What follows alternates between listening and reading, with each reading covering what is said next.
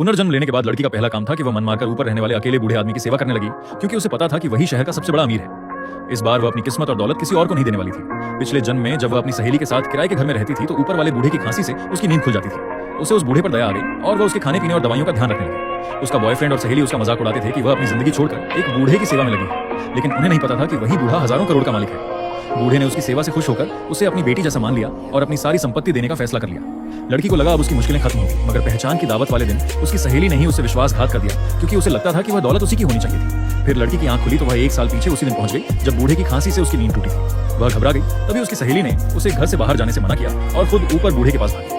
लड़की समझ गई कि उसकी सहेली भी दोबारा मौका पाकर वहीं दौलत हथियाना चाहती है। उधर उसका बॉयफ्रेंड पैसे मांगने आया और धमकी देने लगा कि पैसे नहीं दिए तो रिश्ता खत्म। इस बार लड़की ने साफ मना कर दिया और उल्टा अपने उधार के पैसे वापस मांगे। सहेली ने घमंड में आकर बैंक कार्ड फेंक दिया और कहा कि अब लड़का उसका है। लड़की पहचान गई कि यह उसी अमीर आदमी का कार्ड है, लेकिन उसे याद था कि इस पैसे की कीमत बहुत भारी होती है। लड़की ने फैसला किया कि वह इस झंझट से दूर नई जगह रहने चली जाएगी। कुछ ही दिनों में उसने नया घर ले लिया। जब वह सामान लेने लौटी तो देखा कि सहेली अचानक बहुत बूढ़ी दिखने लगी।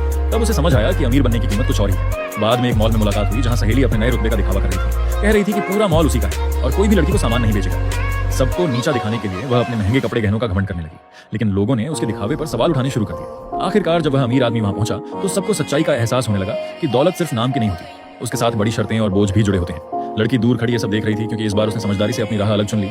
पुनर्जन्म लेने के बाद लड़की का पहला काम था कि वह मन मारकर ऊपर रहने वाले अकेले बूढ़े आदमी की सेवा करने लगी, क्योंकि उसे पता था कि वही शहर का सबसे बड़ा अमीर है। इस बार वह अपनी किस्मत और दौलत किसी और को नहीं देने वाली थी। पिछले जन्म में जब वह अपनी सहेली के साथ किराए के घर में रहती थी तो ऊपर वाले बूढ़े की खांसी से उसकी नींद खुल जाती थी। उसे उस बूढ़े पर दया आ गई और वह उसके खाने पीने और दवाइयों का ध्यान रखने लगी। उसका बॉयफ्रेंड और सहेली उसका मजाक उड़ाते थे कि वह अपनी जिंदगी छोड़कर एक बूढ़े की सेवा में लगी है, लेकिन उन्हें नहीं पता था कि वही बूढ़ा हजारों करोड़ का मालिक है।